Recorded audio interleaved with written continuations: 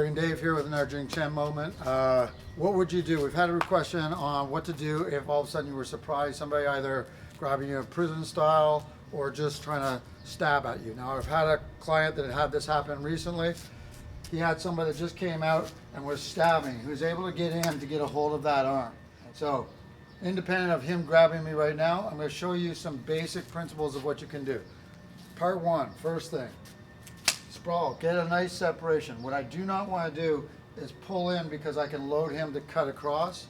I don't want to go all the way out where he can load in. So what I want to do is get that blade directed back to him. I have my first hand, which is my control hand, and if you guys have been with me, you know we like to, even if I grab here, I want to slide down to the joint of the wrist, all right? He's stabbing in. I've got that wrist position. This hand is going to slide over to the flat side just above the knuckle of the knife. Now I'm not specifically trying to disarm him at this point.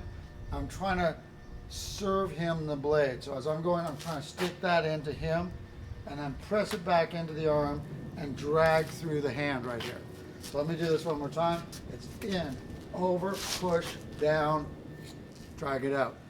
So the way I teach this is when we've got the sprawl, we've got the thumb, middle finger grab.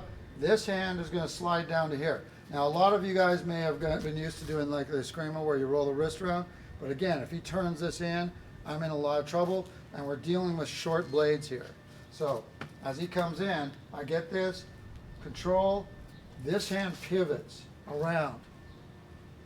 I direct it right in, and I'm pushing it and stepping my weight. From there, as he's wanting to let go, I'm going back in through the hand and dragging it out so I have control of this. Boom, cut through. Pop, see how my hand goes? Drive in, pull it out through the hand. And that pressure on that thumb just breaks the Pressure's on the thumb. Boom, here, back, out. I'm not worried about getting a slight cut. I'm redirecting him in here. This going back in. So you can see that thumb getting jacked right there. Yeah, if I try to hold on too tight, it's... This cut is going to go from here as I'm pulling all the way up the straight line through his hand and make that hand so it's not going to be much use at all anymore. He's not going to want to come back. One more time, sprawl. Straight into the touch, right onto his arm, right through the hand. Yeah. If he's hooking onto me, boom, as this goes over here, that's that stab. If I need, there's the cut. And I go right back into the forearm and click it to the forearm and back out. Sprawl. Hand to the side. Stab it into him, click it into the forearm, drag it through the hand. And that's how you, basic principles of how you guys should handle disarming or taking a knife. Now let me show you a couple mistakes that people do. So if he comes in, people tend to sort of load in like this before they push. Anytime I'm pulling, he's going for that forward cut. So the second that comes in at me, I want to be going right in at him. I want to hit him with that tip of the blade. And again, I would then want to make sure that I'm pressing it down onto his forearm and then back out the hand.